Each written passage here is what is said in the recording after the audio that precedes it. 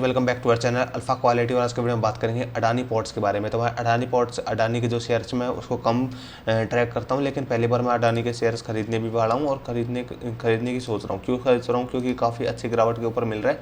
जो स्टॉक के जो फंडामेंटल्स है वो काफ़ी अच्छे हैं। दूसरी बात, जो बीजेपी पावर में आ गया तो इनडायरेक्टली मोदी है, अडानी है। मोदी अगर है तो अडानी को डायरेक्टली बेनिफिट होना ही होना है, क्योंकि अगर हम माने चाहे ना माने, फ्रॉड है चाहे नहीं है, कुछ करप्शन है चाहे नहीं है, लेकिन हाँ ये बात तो है कि अडानी अगर है, मोदी अगर है तो अडानी को बेनिफिट होगा ही होगा।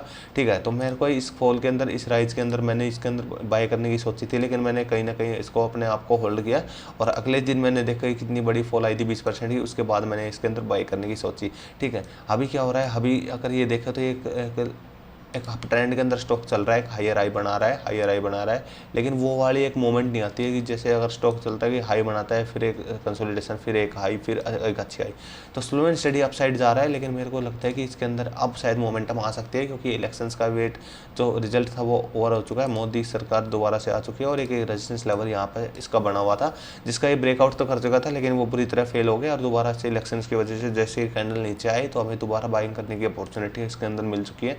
तो अब क्या हो रहा है कि अब मैं इसके अंदर बाय करने की क्यों देख रहा हूँ? क्योंकि मेरे को एक अच्छा खासा इसके अंदर सपोर्ट लेवल दिखता है, जिसको ये 2 बार रिस्पेक्ट कर चुका है और मेरे को लगता नहीं है कि इसको ये दोबारा से ब्रेक कर सकता है। ठीक है, तो स्टॉक हमारा एक तरीके से अगर हम देखें तो एक साइडवेज परफॉर्म कर रहा है, एक रेंज के अंदर परफॉर्म कर रहा है 2024 की स्टार्टिंग से। अब क्या हो रहा है? अब मेरे अकॉर्डिंग क्या हो रहा है कि ये जो हमारी जो ये ब्लैक जो लाइन है हमारी 50 मूविंग एवरेज की है, तो इसने 50 मूविंग एवरेज का एक तरीके से ब्रेकआउट कर दिया है।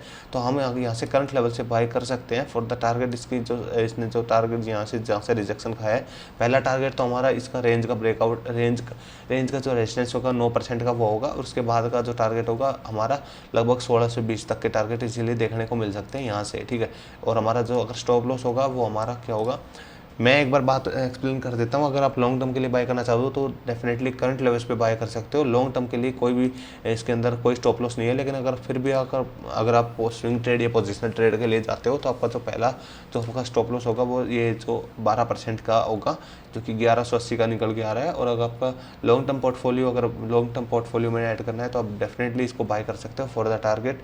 अपसाइड का मेरे को लगता है कि 2000 तक के लेवल्स दिखा सकता है आने वाले टाइम में, 6 महीने से 1 साल के अंदर। ठीक है, तो अगर आप बाय करना चाहो तो कर सकते हो, लेकिन अपने एनालिसिस करने के बाद ही बाय करना। ठीक है, मिलते हैं किसी नए वीडियो में नए टॉपिक के साथ। तब तक के लिए जय हिंद, जय भारत।